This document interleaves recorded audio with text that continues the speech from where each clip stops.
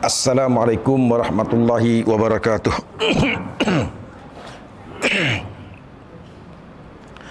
Bismillahirrahmanirrahim. Alhamdulillahi rabbil alamin. Wa bihi nasta'in. Wassalatu wassalamu ala rasulillah wa ala alihi wa sahbihi wa man walah. Rabbi syrah li sadri wa yassir li amri wahlul 'uqdatam min lisani yafqahu qawli. Subhanaka la ilma lana illa ma 'allamtana innaka antal alimul hakim. Allahumma ij'al jam'ana hadza jam'an marhuman wa tafarruqana min ba'di hadza tafarruqan ma'suman. Qala Allah ta'ala fil Qur'anil Karim ba'da a'udzu billahi minasyaitonir rajim. Qul inna salati wa nusuki wa mahyaya wa mamati lillahi rabbil alamin la syarika lahu wa bidzalika umirtu wa ana awalul muslimin. Wa qala Rasulullah sallallahu alaihi wasallam wa huwa as-sadiqul masduq, kullu ummati yadkhuluna al-jannah illa man aba. Qila man ya aba ya Rasulullah? Qala man ata'ani dakhala al-jannah wa man asani faqad aba, au kama qala. Yang kita hormati Tuan Haji Ismail bin Razali, pengerusi jawatan kuasa pengurusan Masjid Darussalam beserta dengan seluruh ahli jawatan kuasa pengurusan masjid. Yang kita muliakan barisan para imam, petugas-petugas masjid serta sukarelawan masjid. Seterusnya tuan-tuan, puan-puan, muslimin, muslimat rahimakumullah. Alhamdulillah, pertama dan selamanya kita merafakkan puji syukur kehadrat Allah Subhanahu wa taala di atas pelbagai nikmat yang telah sedang dan akan kita perolehi daripada Allah Subhanahu wa taala. Selawat dan salam ke atas junjungan besar kita baginda Nabi Muhammad sallallahu alaihi wasallam, ahli keluarga baginda dan juga para sahabat. Jadi mudah-mudahan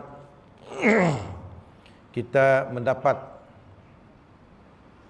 manfaat dalam kehidupan kita di dunia ini dengan kita mengikuti jejak langkah baginda Nabi Muhammad SAW, dan mudah-mudahan kita juga mendapat bantuan, pertolongan berupa syafaat daripada baginda Nabi Muhammad sallallahu alaihi wasallam apabila kita dihimpunkan oleh Allah Subhanahu wa taala di akhirat, di padang mahsyar, untuk kita diadili, untuk kita dihisab apa juga yang kita lakukan sewaktu kita diberi peluang oleh Allah Subhanahu wa taala untuk menghuni muka bumi ini.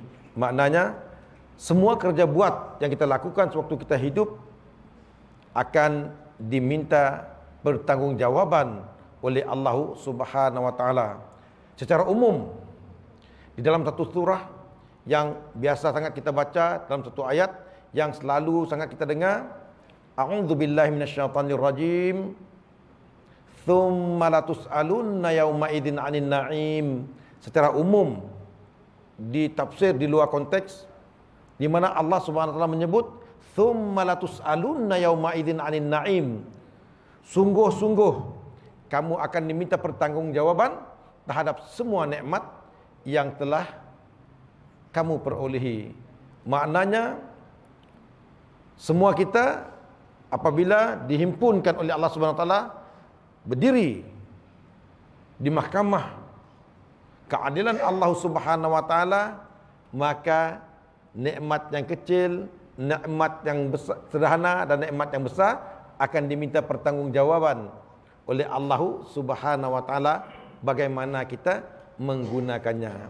Jadi mudah-mudahan Allah Subhanahu wa taala terus memberi hidayah petunjuknya kepada kita sehingga kita mampu untuk menggunakan saki baki usia kita, saki baki umur kita yang juga merupakan nikmat daripada Allah Subhanahu wa taala untuk melakukan hal yang betul, hal yang sepatutnya kita lakukan sebagai hamba Allah, yaitu kita beribadah kepada Allah Subhanahu wa taala, upaya kita mempersiapkan bekalan untuk kehidupan selepas daripada kehidupan kita di dunia ini. Baik, insyaallah kita masih lagi berbicara seputar tajuk 40 nasihat terbaik penyubur iman. Kita dah berbicara tentang iman, dan apakah signifikannya dalam konteks untuk menyuburkan iman. Seperti yang kita telah bicarakan bahawa iman dia adalah merupakan penjana kepada segala kerja buat dalam kehidupan kita. Kita melakukan ketaatan kepada Allah Subhanahu Wa Taala. Apa maksudnya melakukan ketaatan kepada Allah Subhanahu Wa Taala? Kita melakukan dua hal. Pola apa yangnya suruh, tinggal apa yangnya larang. Jadi maknanya tadi kita melakukan apa yang diperintahkan oleh Allah Subhanahu Wa Taala. Motivatornya, penjananya adalah iman kita kepada Allah Subhanahu Wa Taala, dan dalam masa yang sama apabila kita menjauhi serta meninggalkan apa yang dilarang oleh Allah Subhanahu Wa Taala, motivator ataupun penjananya si lain dan si bukan juga iman. Iman kepada Allah Subhanahu Wa Taala, kita beriman kepada kehidupan akhirat termasuk syurga dan neraka yang merupakan final destination kita. Destinasi terakhir kita, mudah-mudahan kita semua dimasukkan oleh Allah Subhanahu Wa Taala ke dalam syurga. Naudzubillah. Mudah-mudahan kita dihindari terjumus ke dalam nerakanya yang semua kita tahu. Kita tahu kenapa? Kita orang yang beriman. Baik. Muslimin, muslimat rahimakumullah, kita penghujung pada pembicaraan kita berkenaan dengan syukur. Mengapa syukur ini sentiasa saja kita bicarakan? Mengapa syukur ini sentiasa kita ulang membicarakannya? Karena Allah Subhanahu Wa Taala menyebut sendiri, A'udzu billahi minasyaitonir rajim, qalilan ma tashkurun. Amat sedikit orang-orang ataupun mereka yang bersyukur. Itu satu perkara. Dan apabila kita menilai diri kita, kita menghisap diri kita bermuhasabah, nangga dengan sekian banyak nikmat yang Allah Subhanahu Wa Taala berikan kepada kita, begini gaya kita menggunakan nikmat-nikmatnya. Alhamdulillah, pada malam tu apabila kita diberi peluang, kesempatan oleh Allah Subhanahu Wa Taala untuk menghadirkan diri di rumahnya yang mulia ini, maknanya kita telah menterjemahkan sebahagian daripada rasa bersyukur yang ada dalam diri kita. Allah panjangkan usia kita, kita datang ke Masjid Surau. Allah sehatkan, kuatkan tubuh badan kita, kita datang ke masjid ke surau. Allah lapangkan masa kita, kita gunakan juga untuk mendatangi, mengunjungi rumah-rumah Allah. Iya, mudah-mudahan menjadi apa? Bukti. Mudah-mudahan menjadi hujah kita di hadapan Allah Subhanahu Wa Taala betapa kita, walaupun kita biasa-biasa saja, nobody, orang yang very ordinary man, ordinary people, tapi kita telah menggunakan sebagai nikmat yang Allah Subhanahu Wa Taala berikan kepada kita berupa umur, berupa kesehatan, kekuatan tubuh badan, berupa nikmat waktu lapang, berupa itu ini kenderaan yang Allah berikan kepada kita, kita manfaatkan, kita gunakan kembali untuk melakukan perkara-perkara yang boleh mengundang kecintaan dan keredaan Allah Subhanahu Wa Taala, iaitu kita melakukan amal-amal soleh. Mudah-mudahan kita istiqamah melakukan halnya. Baik. Terusnya kita membaca firman Allah Subhanahu Wa Taala yang selalu gila kita membaca ayat itu. A'udzu billahi minasyaitonir rajim. Wa itta'adzana rabbukum la in syakartum la azidannakum wa la in kafartum inna azabi lasyadid. Dan ingatlah tak kala Tuhan kamu memberitahu, dan demi sesungguhnya jika kamu bersyukur, nescaya aku akan tambahi nikmatku kepadamu, dan demi sesungguhnya jika kamu kufur dan ingkar, sesungguhnya azabku amatlah keras. Surah Ibrahim ayat yang ke-7. Selalu gila-gila kita dengar tu. Selalu gila-gila kita dengar ayat tu. Tetapi macam ni kita menanggapi. Macam ni kita menanggapi, respon kepada ayat tu. Adakah kita termasuk dalam golongan mereka yang telah mendapat tambahan nikmat daripada Allah Subhanahu Wa Taala? Naudzubillah. Golongan yang kedua, adakah kita mau termasuk dalam golongan yang kedua, iaitu Disebut di sini, sesungguhnya jika kamu kufur dan ingkar, sesungguhnya azabku amatlah keras, amatlah pedih. Orang yang si bersyukur di dunia tu nya diazab oleh Allah Subhanahu wa taala, di akhirat akan digandakan lagi azab daripada Allah Subhanahu wa taala. Minimum seseorang yang si bersyukur di dunia tu minimumnya akan dibalas apa? Si akan mendapat ketenangan dalam hidup. Nya nangga uang berjawatan udahnya gelisah. Nya nangga uang berkedudukan udahnya gelisah. Nya nangga orangnya ada tok, ada ya, berharta, berduit, ada keluarga yang bagus, ada itu ini, nya munya si bersyukur, nya akan gelisah jiwanya. Nya mau apa? Berlaku dua benda apabila kita si bersyukur. Apabila gelisah ada dalam diri kita, nya akan berlaku dua benda. Yang pertama, apabila kita melihat orang yang banyak lalu-lalu memiliki pelbagai nikmat, kita pun teringin macamnya juga. Teringin macamnya juga. Ada harta, kita teringin nak berharta. Mukausin, kita pun teringin mukausin. Ada isteri yang kelihatannya best di mata kita pun kita mau teringin macamnya. Bukan teringin. Anak-anak pun macamnya juga.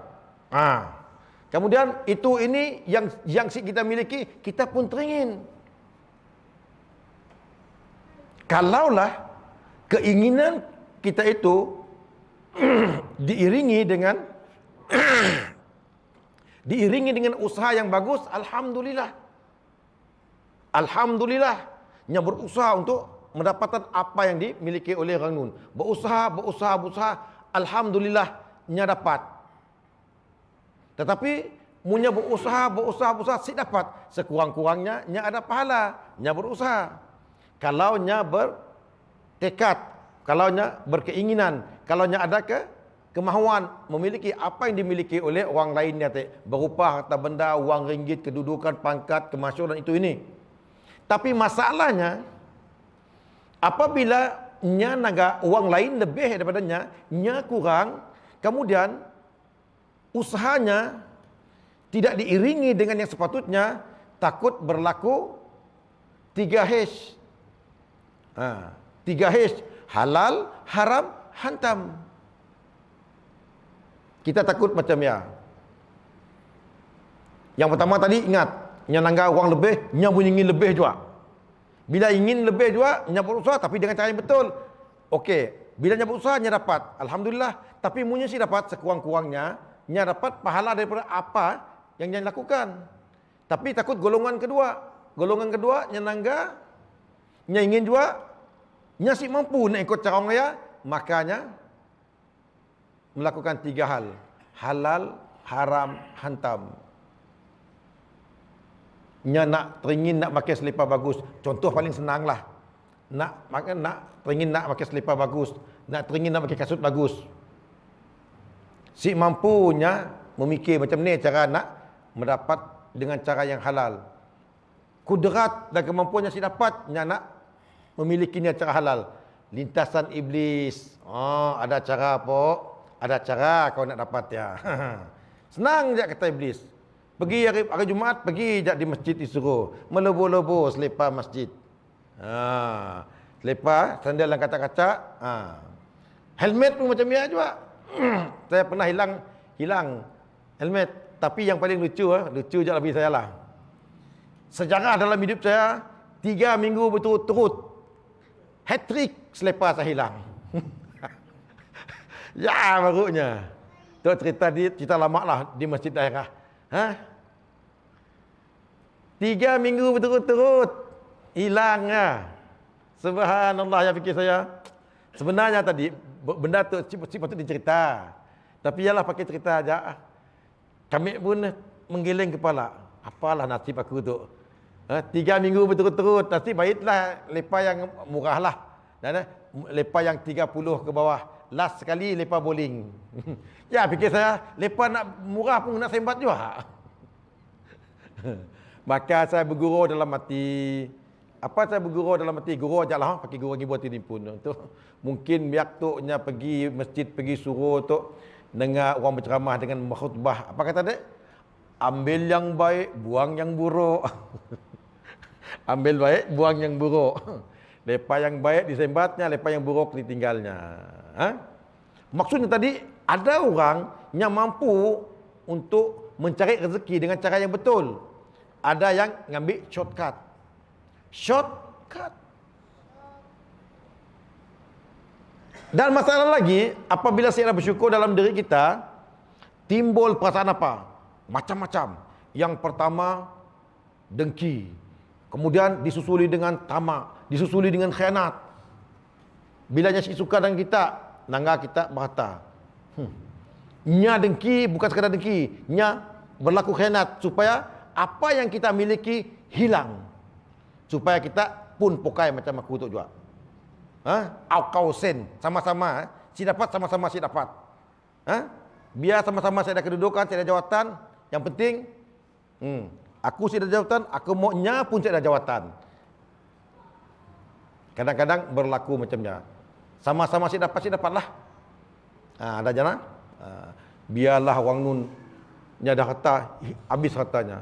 Biarnya ada duit, habis duitnya. Biarnya ada keluarga yang bagus, biar porak poranda keluarganya. Biar ada kedudukan, habis kedudukan. Bila ada jawatan, habis jawatan. Nya mau macam ya.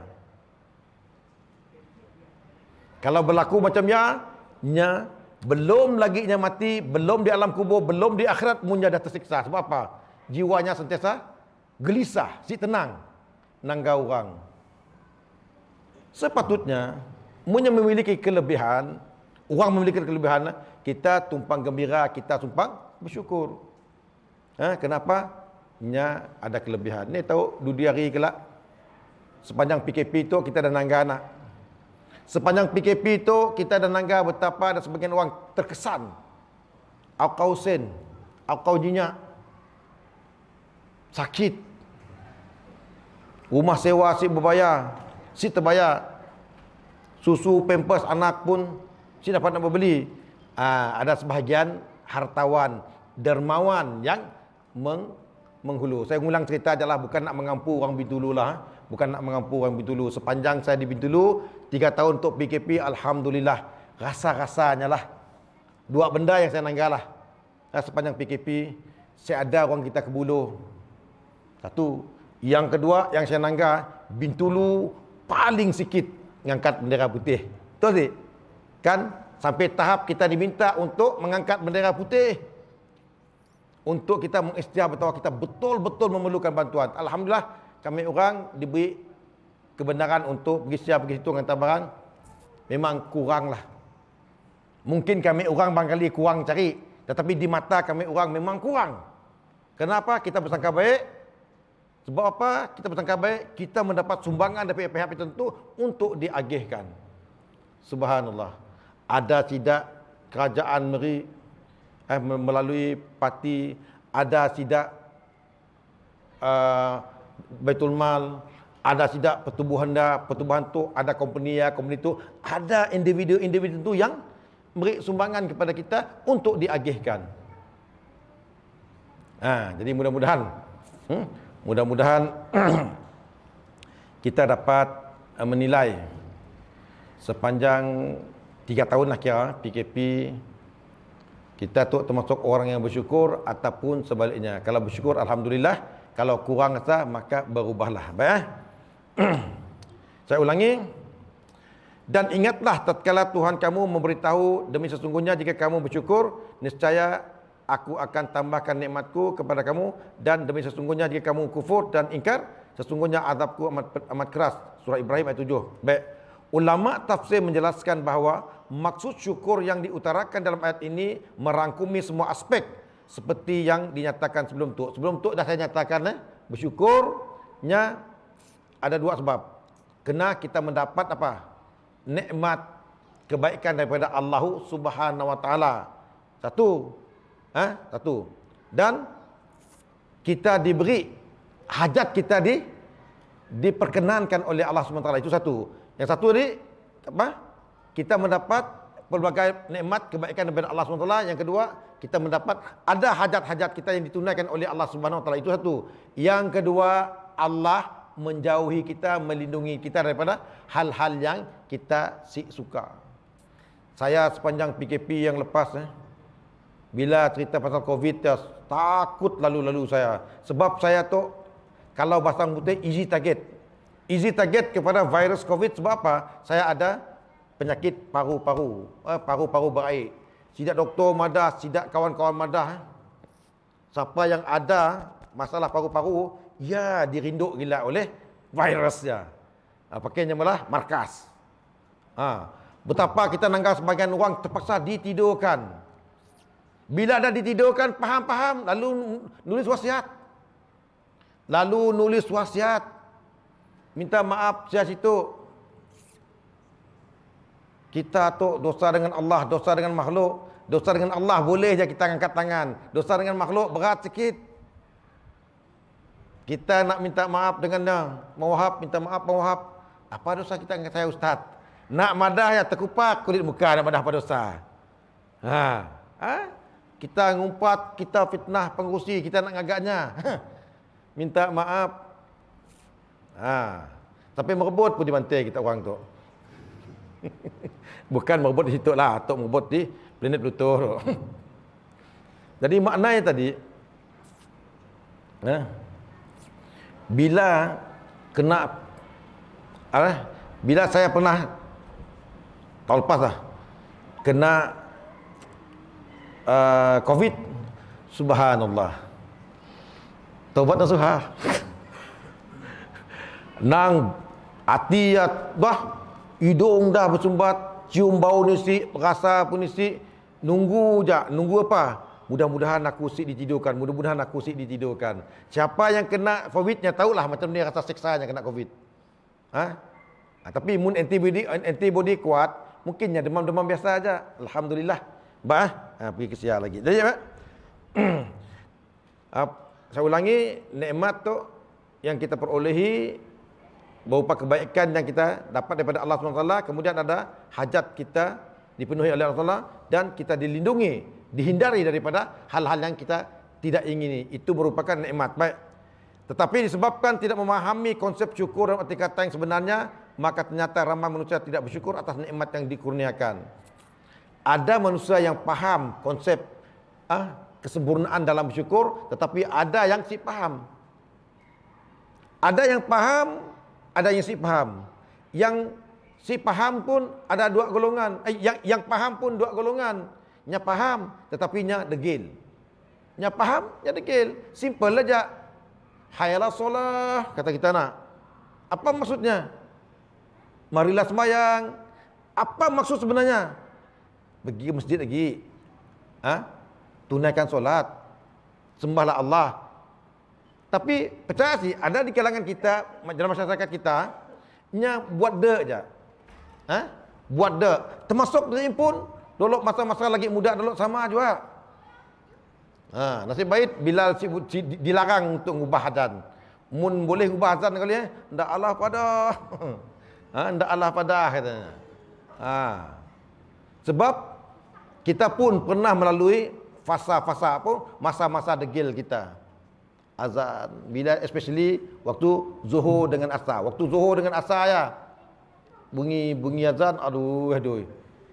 Time zuhur, time asar lah kita ngoda. Nasi ayam penyet lagi.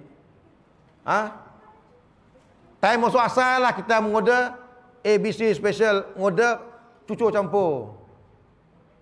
Subhanallah. Mun orang yang benar-benar beriman, berjemaah lebih nikmat. Tapi nama kita tu iman lemah tu. Aduh, cucur campur ya, kena ABC special lagi. Lupa salat berjemaah.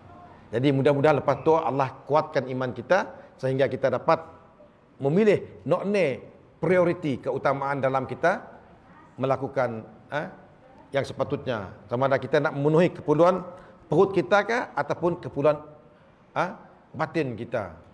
Baik. Tetapi disebabkan tidak memahami konsep bersyukur dalam arti kata yang sebenarnya, maka ternyata ramai manusia tidak bersyukur atas nikmat yang dikurniakan. Saya nak membahas sedikit Benda tu mungkin kelihatan macam tak ada hubung kait, tetapi ada hubung kait sebenarnya.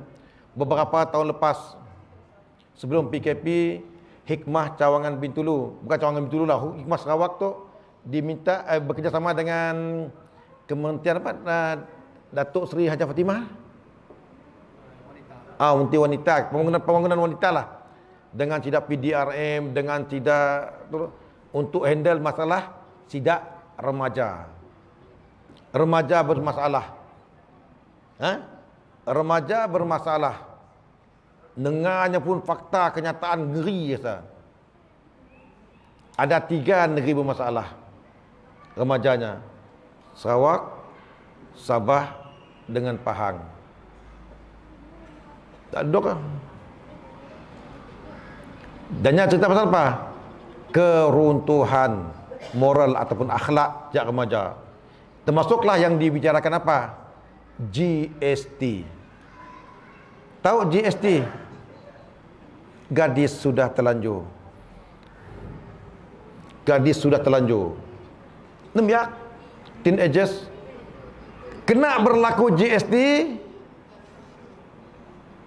berlakunya SST, suka-suka tembak. Kalau GST tu ya perempuan pun hal, kalau SST tu orang lelaki. Jadi dicerita di sini tu macam-macam lah idea, macam-macam lah cerita. Tidak sebagiannya condemn lah, nganuk lah, tidak remaja. Ya, saya madah dengan adanya. Bila diberi peluang untuk berkelakar, saya madah tu sebenarnya bukan masalah remaja. Masalahnya adalah mak bapak. Masalahnya orang tua. Coba kita fikir. Ada anak dara, ada anak bujang. Kita si mampu kontrol. Si mampu nak mengawal anak kita. Si mampu untuk membimbing, si mampu untuk mengarah anak-anak kita pergi ke jalan yang sepatutnya. Kena kita pun teruk juga. Di situ apa hubung kait dengan bersyukur? Mun orang yang bersyukurnya ada anaknya sepatutnya, nya menjaga anaknya, nya memelihara anaknya dengan cara yang sepatutnya, yaitu cara yang dikehendaki oleh Allah dan Rasulnya. Tapi apabila ada sebagian orang tua, mak bapak, parent yang tidak bersyukur, cuai, nyasi memainkan peranan yang sepatutnya, yaitu mendidik, membimbing dan memelihara anak-anaknya dengan yang sepatutnya, maka berlakulah mak bapak ke lain, anak ke lain. Minta maaflah. Sebelum PKP, sekali-sekala saya rajin musik hari Jumaat, malam Sabtu, hari Sabtu, malam Minggu, hari Minggu, malam Tok, malam Senin. Saya ngelayu dekat Paragonnya. Nangga sidak berjemaah. Nangga sidak berjemaah di nu rami-rami duduk di sinun. Apa di pola? Lepak-lepak. Rilek-rilek. Secara pribadi, saya tu sama dah. Saya pun suka. Rilek-rilek, lepak-lepak. Tetapi ada sebagiannya rilek-rilek, lepak-lepak yang si terkawal. Paling nisik pun lepasnya rilek-rilek, lepak-lepaknya pagi mengamburan sampah. Termasuk dak rimau, dak singa ada juga di sia. Tahu dak rimau, dak singa? Betul tiger lah. Sebagiannya kadang-kadang yang bertudung. Kami sih tahu lah, mun ada orang Iban bertudung lepak sia. Ada yang pakai tudung. Ceritanya tadi memang seronok, lepak memang seronok. Kalau orang dewasa lepaknya sini, seronoknya di kedai kopi. Kalau orang kaya sikit, mungkin dolok-dolok apa tempat yang hebat-hebat sikit lah. Mana nembiak imbak remaja, di sialah tempatnya melepak. Memang seronok. Pabula kita malah musik seronok ketika yalah. Tetapi mun kita sebagai orang tua, mak bapak lepas tangan, si memantau, si menjaga, si mendidik ataupun membimbing anak kita, kita khawatir kita juga dicop sebagai orang yang tidak bersyukur kerana diberi nikmat zuriat keturunan namun kita tidak bertanggung jawab. Tidak bertanggung jawab. Minta maaf je lah. Ada sebagian orang macam tu yang berdoa. Kadang-kadang bangun malam supaya dapat diberi anak. Kahwin dah 5 tahun, kahwin dah 10 tahun, kahwin dah sekian-sekian tahun, minta anak. Alhamdulillah, ada sebagian yang dikurniakan zuriat, anak, dannya bertindak ataupun melakukan hal-hal yang betul. Nya memelihara, nya menjaga, nya mendidik, nya membimbing anaknya dengan bagus, alhamdulillah. Namun sebahagiannya kita bergaul dengan banyak orang. Kita bergaul dengan banyak orang, macam-macam yang kita tangga, macam-macam yang kita dengar. Ada beberapa orang jumpa saya, tu cerita lain lagi lah. Ustaz, kami dengar kita ada buka kelas ngaji. Pahal. Kami nak hantar anak kami ngaji. Okey. Berapa umurnya? Form 1. Ish, dalam hati. Form 1 baru start Iqra 1, Iqra 2. Cek. Bapaknya Iqra 3 selepas juga. Maknanya tadi, bila mak bapak puncit minat belajar Al-Quran, tu andaian saya aja, mungkin betul mungkin salah. Mun mak bapak orang tua si berminat untuk belajar Al-Quran, macam ni anak nak nangga. Contoh yang baik yang berupa membaca Al-Quran. Saya tadi sembahyang sebelah saya tadi, siapa sembahyang sebelah tadi? Nembia keciknya. Ya baca imam, ya bacanya. Ya baca imam, ya bacanya. Okey, biar kecil, alhamdulillah bagus. Cun lagi bacaannya.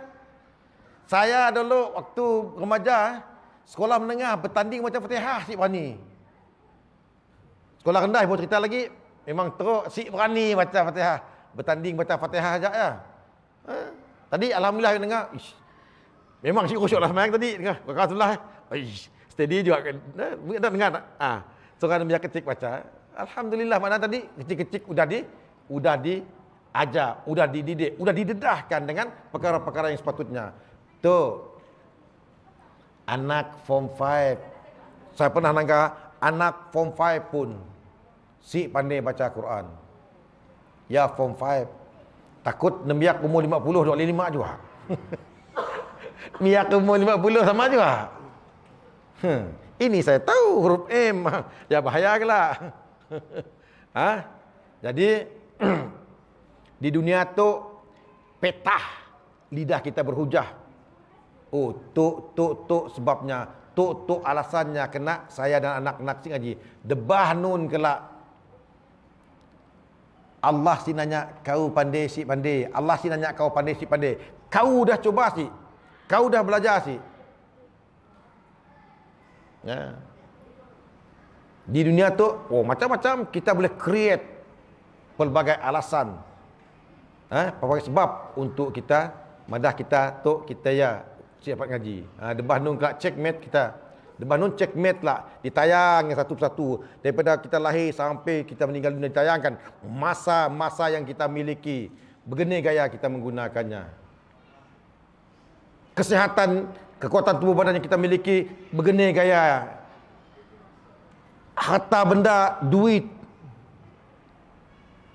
Berapa bayar kita sebulan Ustaz? 50. Bila sebut 50, hijau biru mukanya. Tuition sampai 500, tuition sampai 200, elek aja bayar. Kita khawatir kelak kita ditanya juga ya. Dengan benda-benda yang kelihatan macam duniawi, kita relax je kita ngeluar duit. Tapi bila cerita benda yang terkait dengan ukhrawi, kaitan dengan agama, kita berat nak mengeluarkan. Kita khawatir kita dicop sebagai orang yang tidak bersyukur. Baik, sebagai penutup Sebagai penutup ada satu peristiwa di mana Saidina Umar sedang tawaf. Saidina Umar tawaf 7 kali. Ya. Setiap kali pusingannya mendengar orangnya, satu orang berdoa, Allahumma ja'alni min qalil. Allahumma ja'alni min qalil. 7 kalinya tawaf, 7 kalinya dengar orang tu berdoa. Last itu nyawanya. Lepasnya tawaf, nya berjumpa dengan orang tu. Pendek cerita dalam masa kita lah. Saudara, sewaktu saya tawaf tadi, saya mendengar saudara berdoa dengan doa yang ringkas, mudah, tapi ya aja disebut saudara. Allahumma ja'alni min qalil. Apa maksudnya? Ya Allah ya Tuhanku, masukkan aku, jadikan aku dalam golongan yang sedikit. Ya Allah ya Tuhanku, jadikanlah aku, masukkanlah aku dalam golongan yang sedikit. Apa maksud saudara tu? Dan Umar bertanya kepada orangnya, apa maksud?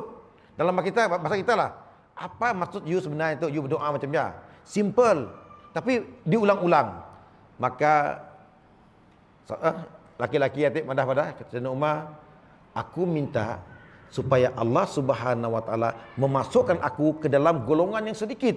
Siapa golongan yang sedikit di dalam Al-Quran? Siapa? Qalilan ma tashkurun. Amat sedikit mereka yang bersyukur. Sang laki-laki itu tadi minta supaya Allah memasukkannya termasuk dalam golongan yang sedikit, yaitu orang yang bersyukur. Kita sibuk dengan orang lain, kita nanya dengan pun. Umur yang Allah beri dengan kita, geni kita gunakan. Kesehatan dan kekuatan tubuh badan, begini kita menggunakan. Kelapangan masa kita guna macam ni. Duit, harta benda kita macam ni kita gunakan. Pasangan, isteri kita, anak-anak kita, begini kita menggunakan.